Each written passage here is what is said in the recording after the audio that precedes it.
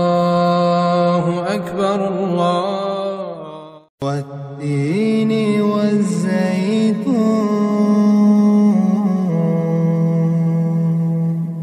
وطور سينين وهذا البلد الأمين.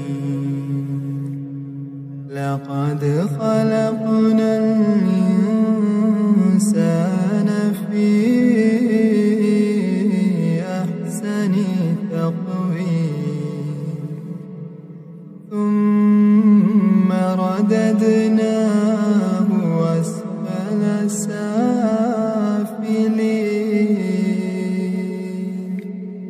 إلا الذين آمنوا وعملوا الصالحات